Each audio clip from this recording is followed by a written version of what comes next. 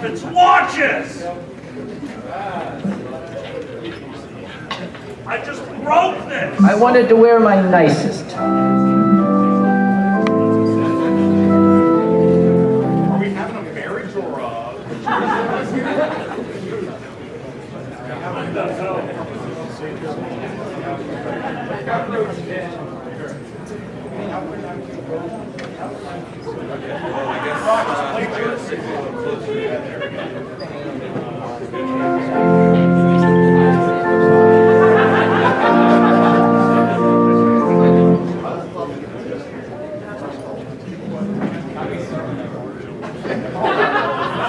It is something of a sermon. Dr. Conway, that's what we're calling this panel from now on. Starting in. Shut up and make with the pouring. That's what we have Asians for.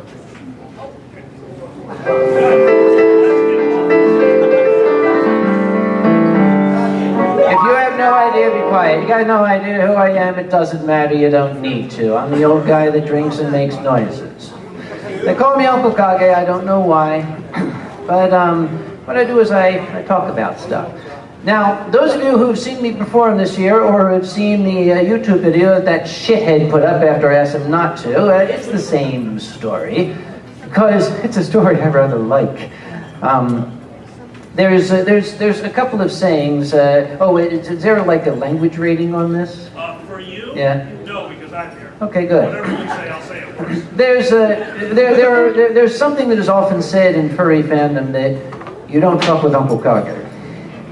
And there's a corollary to that you don't fuck with furry fandom when Uncle Kage is around. But the fun part about this story is it's about a guy that tried to do both at the same time. And I had fun with him.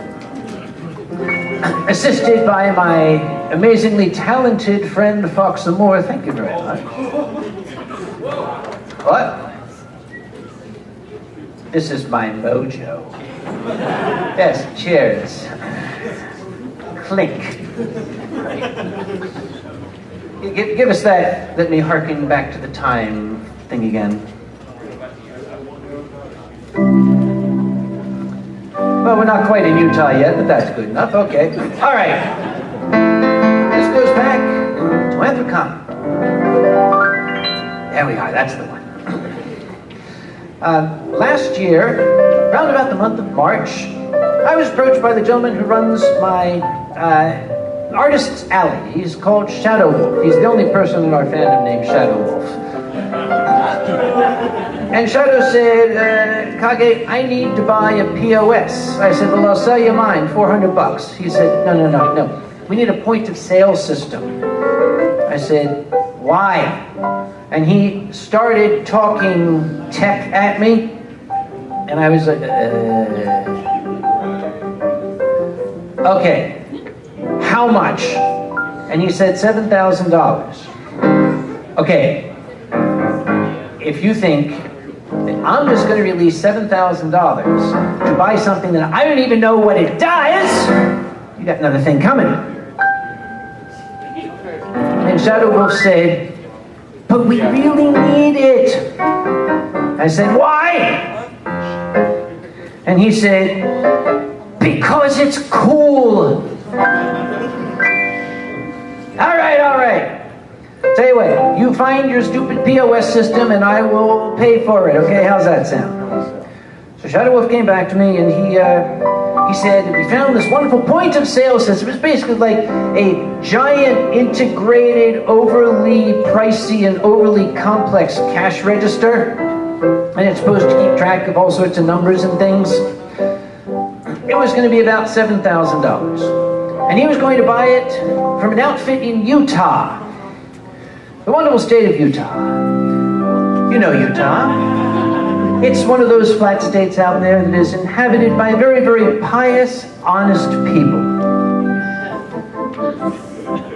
Except when it comes to, like, selling people things. I spoke with a gentleman that I shall simply refer to by his first name and last initial. We shall call him Doug O. Doug O. Doug O said that he would sell us this point-of-sale system for $7,000 plus. All I had to do was send him a check for the sum total. And I said, why a check? He said, well, if you can overnight the check to us, you see, that way if your credit card, we got to pay the 2.9% extra. He said, this will save some money and we can get the deal started for you right away. This was the 30th of March, 2016. I sent the check out, and I waited. And April went past and became May, and I contacted Shadow, and I said, have you received that POS system yet? And Shadow said, did you order it? Uh-oh. Do you notice how the music became ominous at that point? Yes. So I told Shadow, you better get in touch with Doug O and find out where the hell this thing is, because we are now 8 weeks away from the convention. So Shadow got back in touch with me and said, I had some trouble contacting Doug O, but he said, yes, they're just waiting for a couple of parts to come in, and we shall have it by date X. Well, date X came along, and I contacted Shadow and I said, do you have it yet? And he said, no. Now it's time for me to get involved. You see, that's my role at Anthrocon. I am essentially the executioner. That's my job. Most of the people do the actual work. If they run into somebody that gives them trouble, they call me.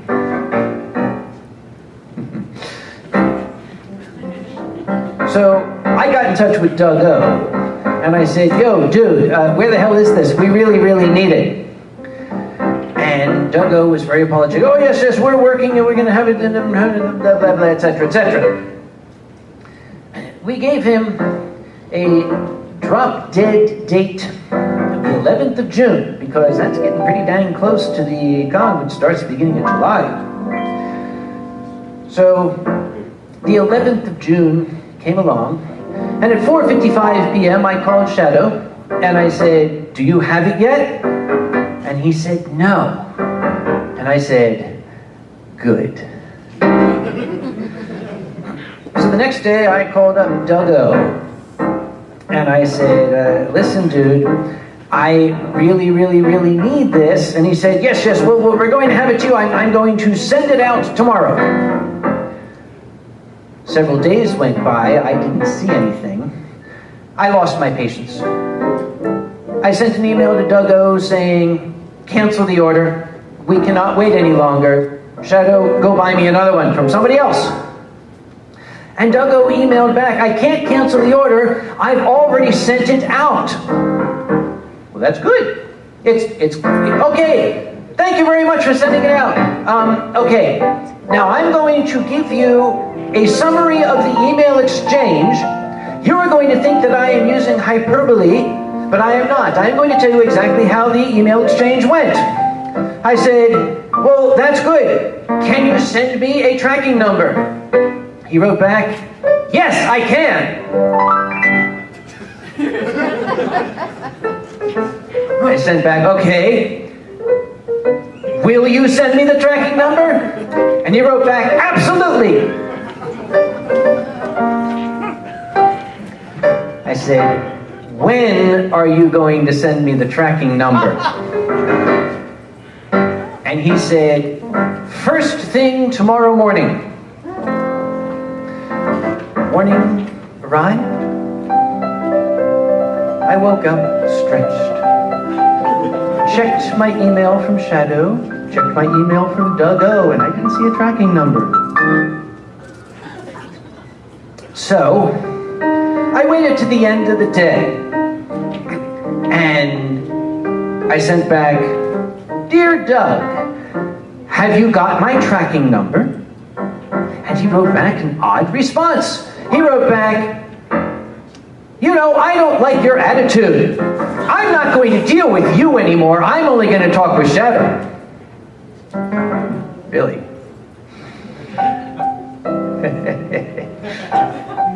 Oh, I'm I'm gonna like this.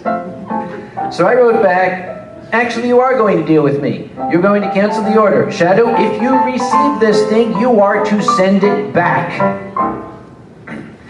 And Duggo wrote this long, rambling, calling me everything but an Irishman.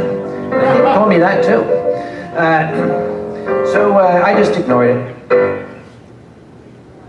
I sent him an email saying, you will have a refund to us in 10 days. Well, 10 days later was the middle of Anthrocon. And after Anthrocon, well, you know how it is after Anthrocon, I was like dead. So I gave him another week. And I sent him an email. And he didn't write back. I sent him another email, he didn't write back. We had been trying to call his office. His office had an automated answering service that said, you have reached Duggo's place. Our office is closed to observe a local holiday. We'll be open tomorrow. Okay, I decided it was time to stop screwing around. So I went to the internet. That's what furries do, right? I went to the internet and I looked up, what does it take to file a lawsuit against somebody in the state of Utah? Well, it apparently takes $150 and a 2-page form. Here we go. So I filled in the form. It's very straightforward. Who are you? I am me. Who is he? This is he. Why are you pissed at him? He did terrible things. He took my money. Didn't give me the stuff. I want my money. Help me. And I sent it off. Perhaps a week later, it came back. And it had stamp on it. Yes, you now have an official court date. This was July. The official court date is in October. You know how courts are. 5th of October. So, in order to get this going, you have to serve these papers on. You've heard about being served. You have to have an official person hand the papers to the guy so you can prove he actually knows he has a court date. Because that's how America works. So I called up a good red-blooded American process server. He basically is the guy who slaps papers on people. And he said, okay, what do you need me to do? And I said, well, this guy cheated me good, and I am suing him, and I need you to serve papers on him because we have a court date. And the process server said, what's his name? I said, well, the gentleman's name is O. And the process server said, Doug O? I said, yes, as a matter of fact. Do you know him? And the process server said, oh, we're familiar. I said, lovely. Do you need his address? No, it's okay, we got him.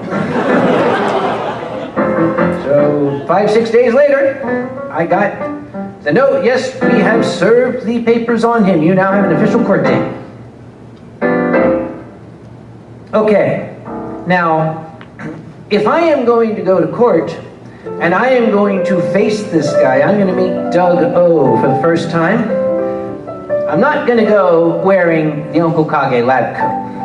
That wouldn't do. I want something that is going to convey intimidation. This is what I wore. Give me a second.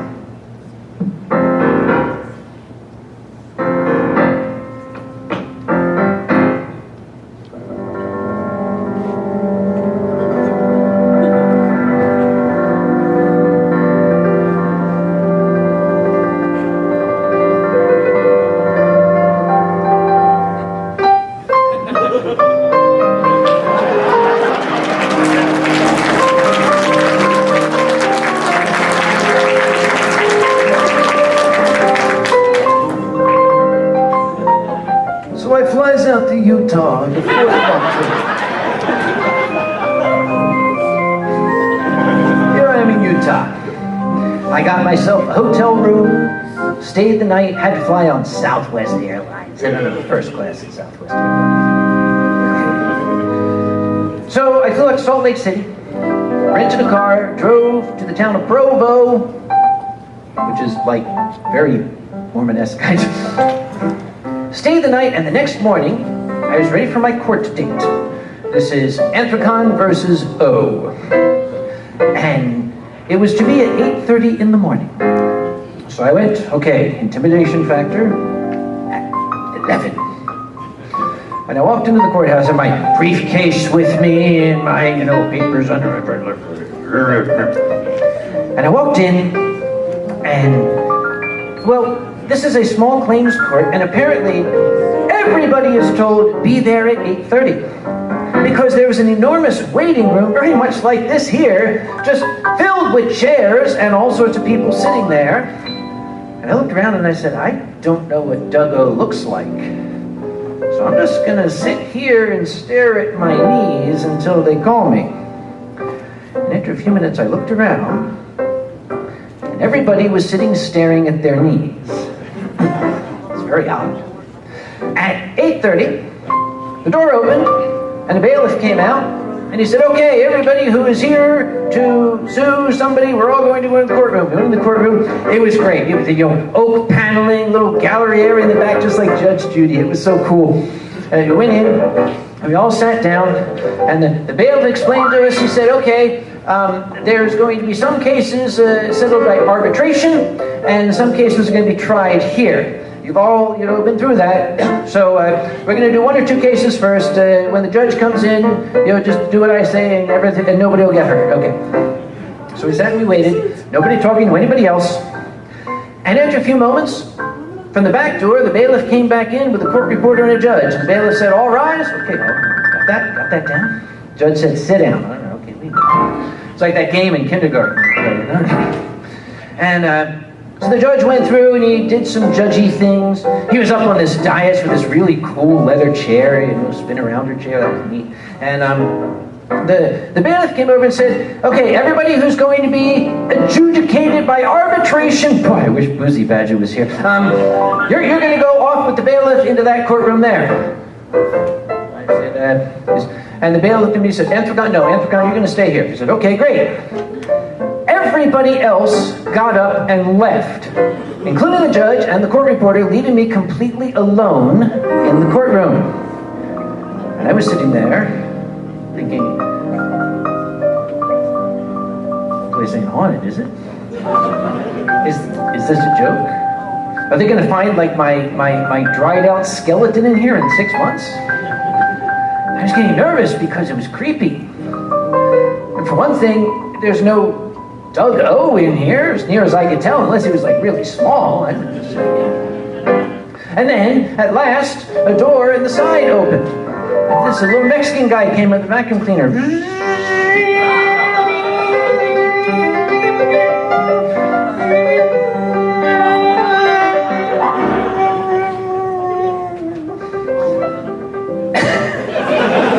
Thank you, Fox.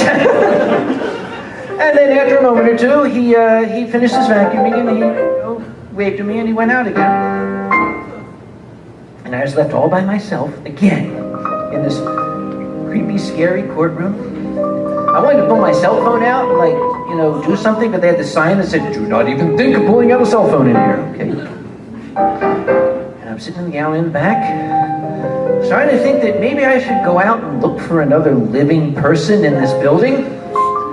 And then, suddenly, the door in the back opened, the bailiff came in with the judge and the court reporter, and the bailiff said, all rise. The judge said, you may approach the bench. Okay. They got a podium. They gave Uncle Kage a podium. Oh, I'm at home here. So the judge said, okay, state your case. And I said, well, Your Honor, this guy is a schmo, and he took my money, he didn't give me the stuff, and I want my money back, and he didn't give it to me. And the judge said, where is he? I said, I don't know, unless he's real small, I don't know, he's here somewhere. The judge kind of grumbled, failure to appear. I was flipping through the papers. Flip, flip, flip. He said, Mr. Conway, did you come all the way out here from North Carolina? I said, yes, Your Honor, I did. And he said, and the defendant didn't show. I said, no, Your Honor, apparently not. So the judge said, how much did it cost you to get out here? I said, well, that's a good question, Your Honor. I happen to have a fully itemized list of all my travel expenses. So the judge was going through, okay, airfare, okay, hotel, rental car. Did you have breakfast this morning? I said, yeah. He said, how much did you spend? I said, 11, 12, 25. Okay, right? He ran the bill up over $8,000. And then wrote this default judgment. You know, it's basically a nice official form that says, Dear Doug O, I am a judge, you are a schmo, give this guy his money or else. It's pretty much that's what it says.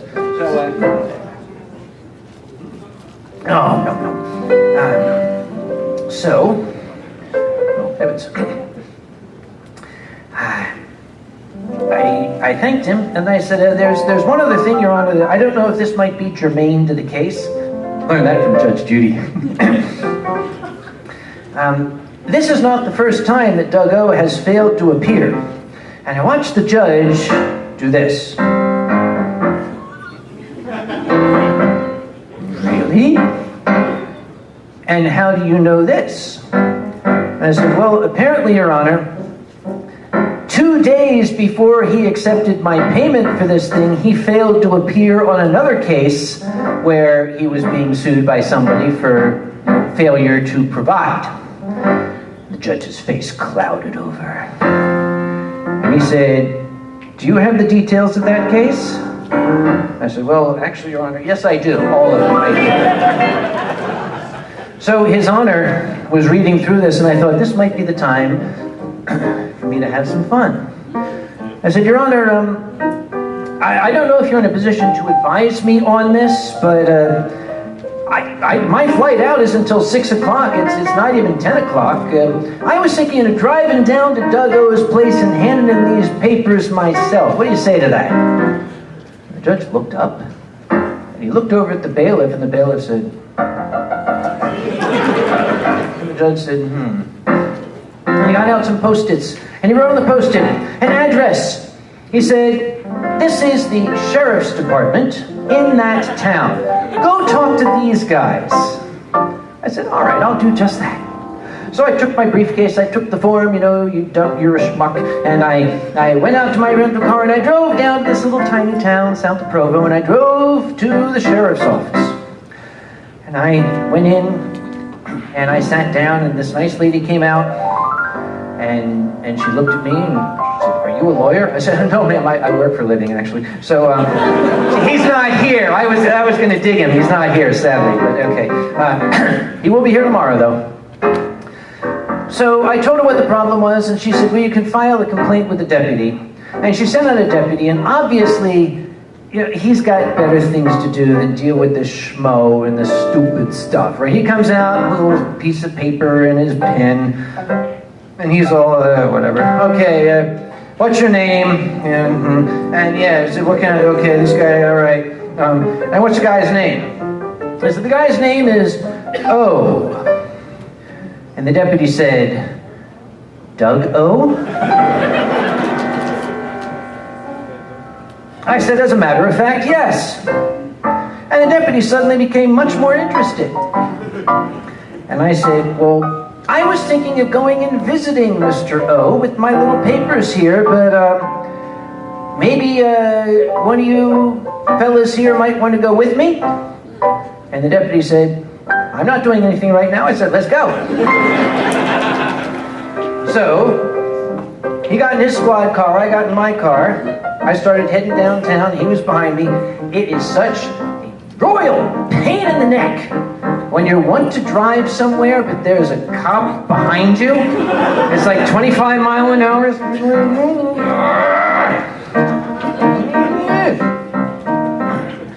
So we got to the place, it's 120 Main Street, something like that. And we got out of the cars and we walked down the sidewalk to a very small town storefront area. Number 120 was all boarded up. Okay, great. But there was a little sign taped to the door that said, delivery is for 120, around back. The deputy said, we could go around back. I said, you got anything else to do? He said, nope. I said, let's go. So we walked around back, none of the doors in the back had numbers on them. This is, I'm like, okay, which one do we go to? Well, 1, 2, 3, 4, this one looks like it's 120. So when I knocked on the door, very nice, knocked on the door, I rang the bell, thank you, 3 times, and a very nice, pretty young lady answered. I said, good morning, ma'am. I wonder if you can help me. I'm looking for number 120. And she said, this is 120. I said, oh, I suspect I may be wasting your time. You see, I was looking for, and she said, Duggo? I said, yes, as a matter of fact. And she said, is he using this address still as his business address? He hasn't been here for 2 years. And I said, oh, well, that's cruddy. You don't by chance know where he's doing business now, do you? And she said, no, I don't.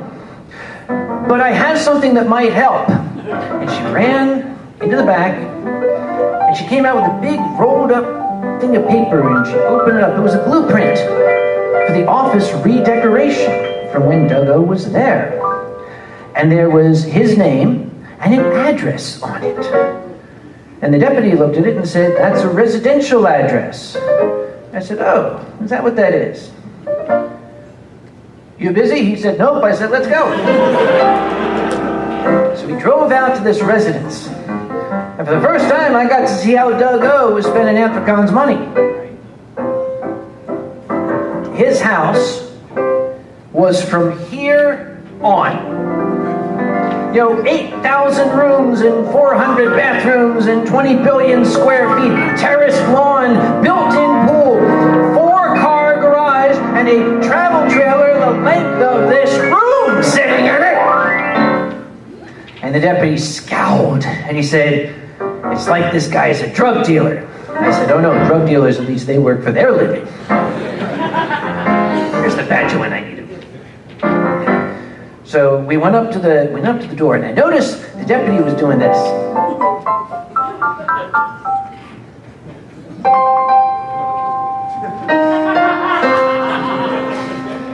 And we knocked on the door, rang the bell twice, and the door opened. A young fellow, looked like a teenager, stood there, and he looked at us, and we looked at him, and he said, can I help you?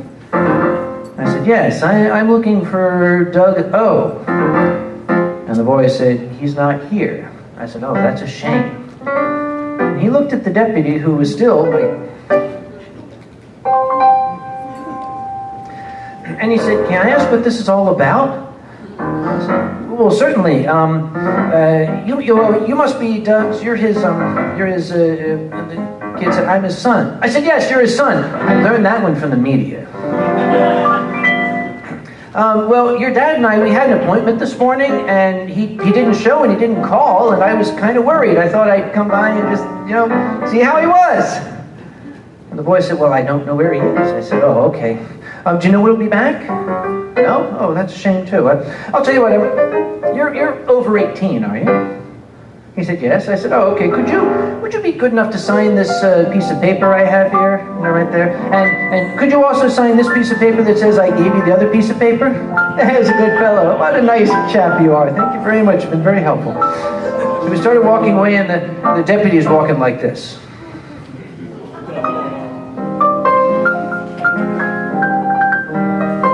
I put my hand on his shoulder and said, I know. So he kind of perked up and he looked at me hopefully and he said, maybe you could file a fraud complaint. I said, well, I think I did. I talked to the local police at one point. They didn't seem terribly interested. He said, well, who did you speak to? I said, a policeman. So the deputy said, well, I'll tell you what, I will get one of the city police out here. See, the sheriff, he deals with what the court says. The police deal with criminal things. So he said, we'll get a police officer out here, and then you can talk to him and file a complaint. Well, maybe 3-4 minutes later, another squad car came up. Now I got 2. And the policeman came up, rolled down his window, and the deputy walked up to the window with me. And the deputy said, this is Mr. Conway. He's here to see Mr. O. And the policeman said, Doug O? And the deputy said, yes, as a matter of fact. And the policeman started getting all antsy and fidgety. And he went on to his little computer. You know, they put a little computer in there so the cops can play Minesweeper when they're not doing anything. And it comes up, O, comma, Doug. And in red letters, shady business dealings. And he said, well, you know, frauds, right? So I'm telling the story. And the cop said the same thing. Who did you talk to? I said, I don't remember. Oh, wait. He sent me an email afterward. Let me go back to the rental car. My phone's in there. I can look up my email and see what his name was. I'll do that. I ran over to the rental car, and I sat down, was going through my phone. And as that was going on, yonder in the distance came rolling this massive Ford Escalade. And it rolled up slowly and stopped at these two squad cars in front of this palatial estate. And the passenger side window rolled down, and the deputy went up, and I saw him talking, and I saw the deputy at the car talking and then do this to me. I thought, The Escalade then ponderously rolled into one of the bays of this 4-car garage, and the door closed. And I jumped out of the car, and I said, is that him? The deputy said, I said, okay, all right, here we go. Here's what I'm going to do. I went right up to the edge of his driveway.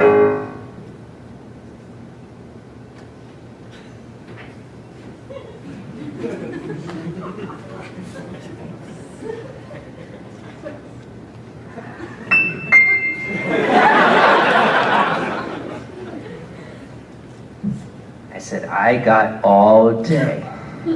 I just stared at the house. Maybe 10 minutes, maybe half hour, I don't know. Later, the door opened, and an older gentleman came out with a very familiar piece of paper in his hand. I said, yo, excuse me, you Doug O? Because I figured the really heavy Philadelphia accent would treat me very well right now. He said, yeah. I said, yeah, Doug, I'm Sam Kage with Entrocon. And we missed our appointment this morning. I was kind of thinking maybe I can come talk to you about it. I walked up a little uncertainly. You saw the 2 police officers, both of them back there, they're doing this.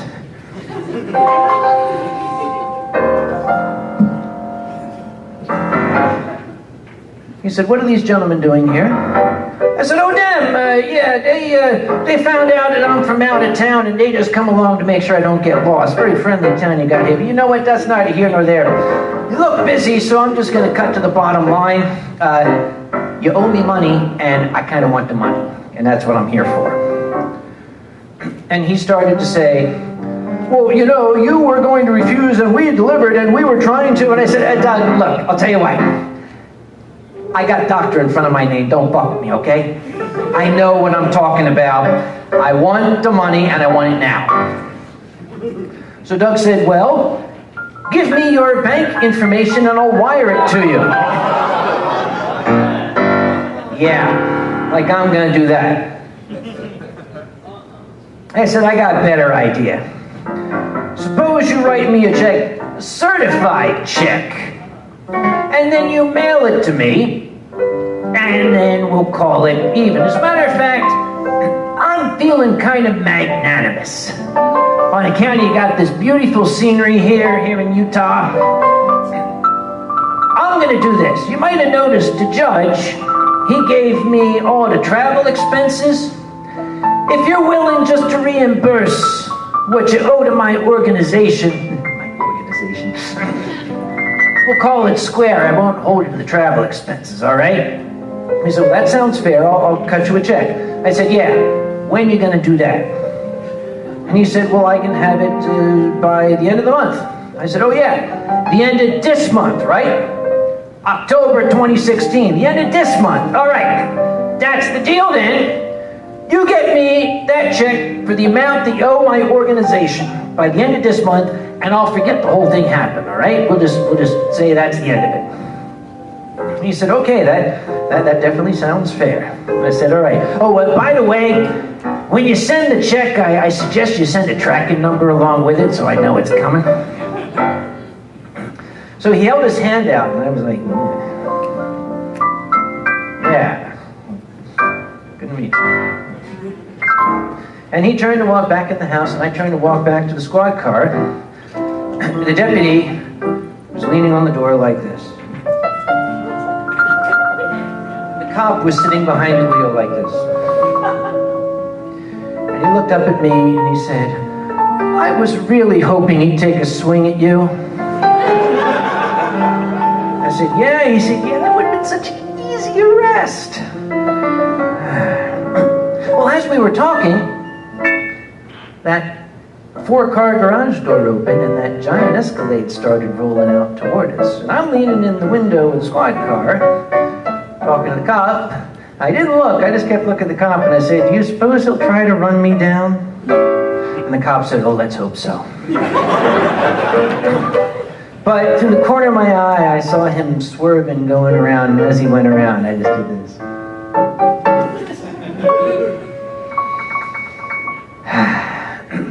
I said to the policeman, I said, anything else we can do? And they said, sadly, right now, no. So I thanked them, and I flew back to North Carolina. In a plane, of course it is. And, well, we'll just cut to the bottom line of this portion of the tale. The end of October came, and there was no check. Neither was there a tracking number. So, I tried to send an email to Doug O, and I didn't get an answer. Now, the internet is a frightening, dark place. But if you know what you're looking for, you can find out certain bits of information. I found out where Doug O is currently doing business, and the name of his current business. And I found the phone number. So I called up. I got a nice lady, and I said, I'd like to speak to Doug O. And she said, may I ask who's calling? I thought, okay, how am I going to play this? All right, tell him it's Sam Conway with Antrocon. That's ANT''ROCON.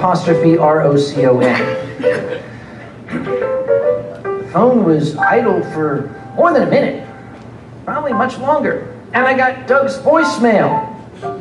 That voicemail saying, yo, Doug, it's your buddy Sam. He ain't heard from you. I was just kind of, wondering what's up. It could not have been 60 seconds later that I got an angry email from him saying, look, I told you I would get you the money. Don't ever call my office again. I wrote back, but Doug, I like talking to you so much. But if that's how you feel, I understand. I give you my guarantee the second you send me the money, you're never going to hear from me again. And he wrote back again, I'm going to tell you one more time, if you make another attempt to contact me, you're just going to delay the payment. So I wrote back, oh, Doug, see, I even wrote in the Philly accent. I wrote back, oh, Doug, I don't want this to affect our friendship. Let's take a step back and be a little more civil about this. I'll tell you what, I'm going to be coming back to Utah in about 3 weeks to visit some old friends of mine. Maybe we can come over to your place. Kick back a few beers, sit around the pool. We invite that young son of yours who looked like a fine young man. He didn't write back to that. So I decided it's time to call a lawyer. I did not know the Badger at that time, so I called a lawyer in Utah. And Mr. Utah lawyer got on the phone with me, and I said, Mr. Utah lawyer, I know this guy, he's a schmo. I got a default judgment, he's supposed to pay me money, he ain't paid me the money, can you help me collect it? And the lawyer said, well, we do that all the time. We can handle collections, certainly. What's the name of the defendant? I said, the defendant's name is O.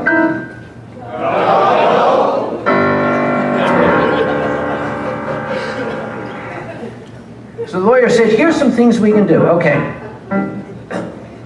We can put a lien on his house, and then he won't be able to sell the house without settling the lien. I said, well, that could be 30 years from now. I want it now.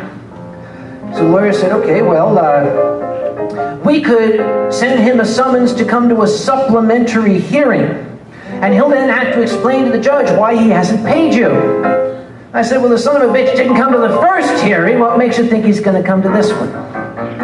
So the lawyer said, well, I guess you're right. Well, the next thing we can try is we can get what's called a writ of execution, where we start seizing his personal property and selling it till it settles the debt. I said, that's the one. He said, we had to find out what his personal property is. And I said, there's a real big, sweet travel trailer in his driveway. But the lawyer wisely said, do you know if he owns it? Is it in his name? Or did he do something sneaky like put it in his wife's name? I said, well, I don't know that. So the lawyer said, I will do some research and I will get back to you. The next week, the lawyer called me up and he said, okay, here's what we know. He does not own the travel trailer.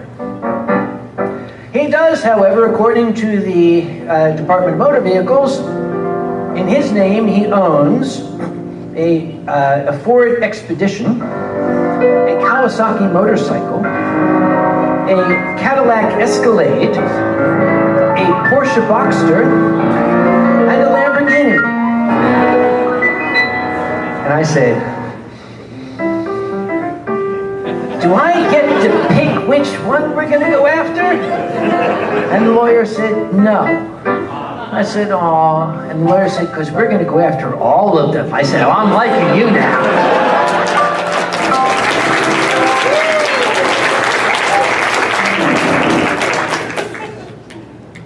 So,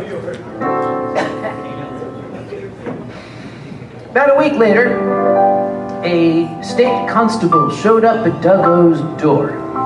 And apparently Mrs. O answered. And the constable said, where's the Lamborghini? And Mrs. O said, we sold it. And the constable said, oh, isn't that a shame? Where's the Porsche?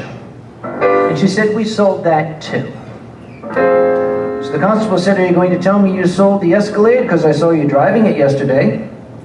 And she said, no, that's in the repair shop. So the constable said, give me the address of the repair shop. So she did, and the constable turned and started driving. Halfway there, his phone rang. And surprise, surprise, it was Doug, my buddy Doug. Now, I can only speculate the phone call that Doug got from Mrs. O. Hi, Dougie, I just lied to a state official. Is that bad?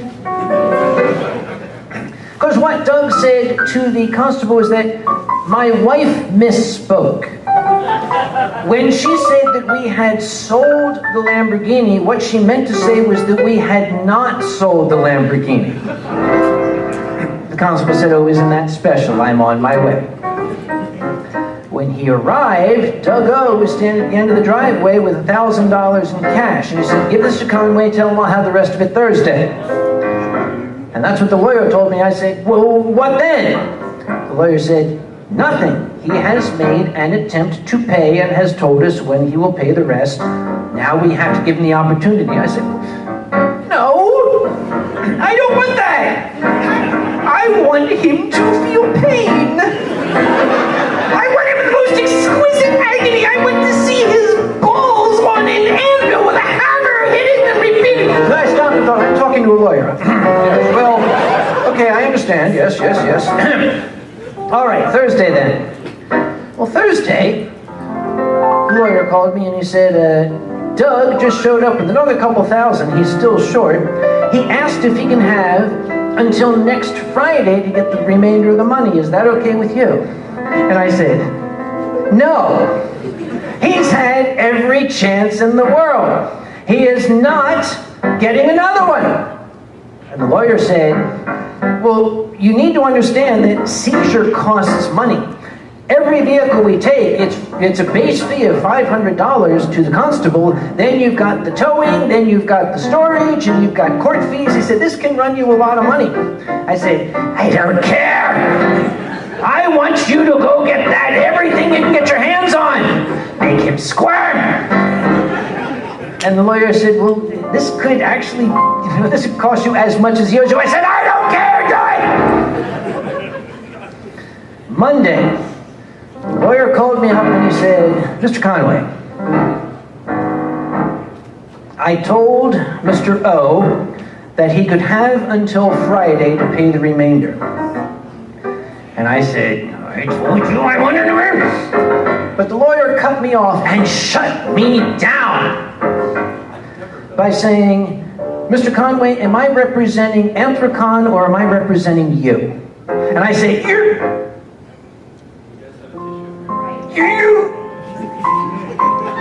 are an asshole. And he said, yes, I'm a lawyer. I said, yeah, I know.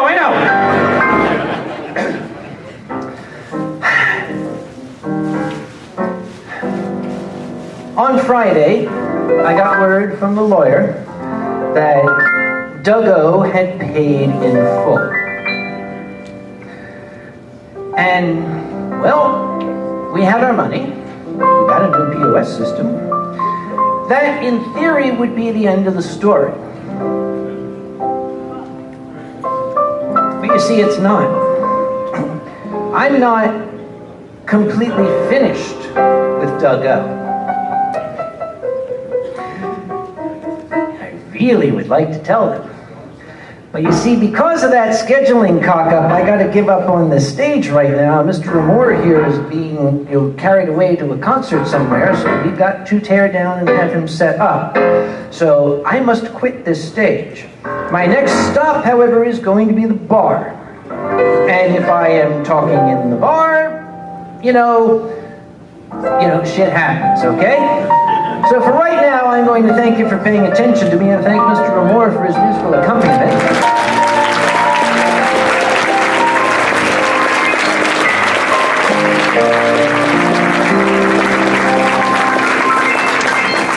Now, I don't think I can have this giant glass in the bar. It's kind of low class, so I'm going to have to put that back. So when I go to the bar, I'll just have to sit there and stare sadly at the table. If you want to come watch me do that, you may. We'll see you tomorrow.